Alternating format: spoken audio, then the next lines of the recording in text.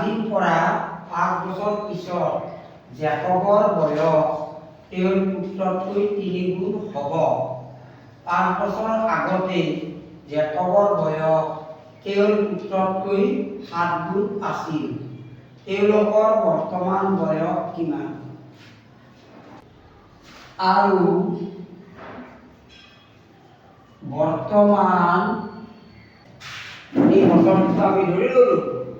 এতিয়া আমাক কি কৈছে? আজিৰ পৰা 5 বছৰ পিছত জেকবৰ বয়স তেওঁৰ পুত্ৰতকৈ 3 গুণ হ'ব। 5 বছৰ পিছত জেকবৰ বয়স আৰু পুত্ৰৰ বয়স কিমান হ'ব সেইটো আমি আগতে লিখি ল'ব লাগিব। জেকবৰ 1 বছৰ, 5 বছৰ পিছত হ'লে কি হ'ব? পিছৰ বয়সটো যোগ দিব লাগিব। x ৰ লগত 5টো যোগ, অৰ্থাৎ x এ 5 বছৰ পিছত পুতেকৰ বয়স হ'ব। পুতেকৰ বৰ্তমান বয়স যেহেতু y বছৰ, y ৰ লগত 5টো যোগ হৈ যাব। ইমান বছৰ, y প্লাস 5 বছৰ। এতিয়া তেওঁৰ পুত্ৰতকৈ 3 গুণ হ'ব, গতিকে x প্লাস 5 টো কাৰ সমান হ'ব? পুত্ৰৰ বয়স y প্লাস 5, ইয়াৰে লগত 3 টো পূৰণ কৰি দিব লাগিব। তেতিয়া x প্লাস 5 ৰ সমান হ'ব। 3 প্লাস 5 গ'ল -5, অৰ্থাৎ 10। x minus 5y equal to 10, এইটো 1 নম্বৰ সমীকৰণ। আকৌ 5 বছৰ আগৰ বয়সটো বিয়োগ হ'ব লাগিব, তেতিয়াহ'লে আগৰ বয়সটো পোৱা যাব। অৰ্থাৎ x minus 5 ইমান বছৰ আৰু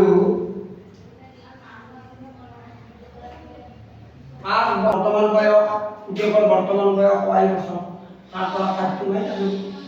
এতিয়া দ্বিতীয় প্ৰশ্নমতে কি হ'ব চোৱা। তো 5 বছৰ আগতে জেকবৰ বয়স পুতেকৰ বয়সৰ 7 গুণ, এই বয়সটোৰ 7 গুণ, গতিকে জেকবৰ বয়সৰ সমান হ'ব। তো এইটো কি হ'ব আমাৰ?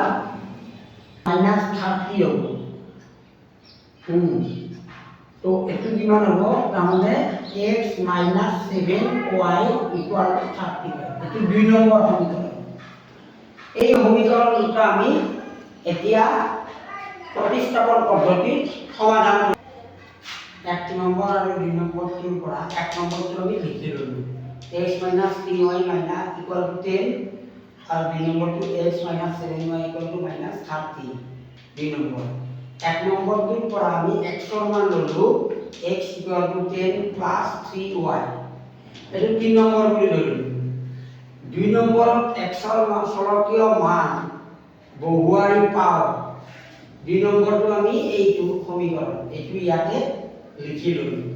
লিখি লৈ x ৰ চলকীয় মান, x ৰ মানটো হৈছে 10 plus 3y, 10। এতিয়া চোৱা 7y পৰা 3y মাইনাস কৰা, 7 ৰ লগত বিয়োগ আছে, যদি বিয়োগ ইকুয়াল টু -14, এইফালে হ'ল -4y, minus minus cancel. y মান আমি 3 নম্বৰত বহুৱাই দিম। চাবা y কি পাম? চাবা y মান 10, 3 নম্বৰটো হৈছে এইটো x equal to 10 plus 3y, এইটো 10 plus 3, y মান পাইছো আমি 10, ইয়াত বহুৱাই দিলো 10, মানে x ৰ মান পালো আমি 40। এইটো জেকবৰ বয়স, এতেতে বৰ্তমান জেকবৰ বয়স বৰ্তমান 40 আৰু 10 বছৰ। y মান 10, x ৰ মান 40,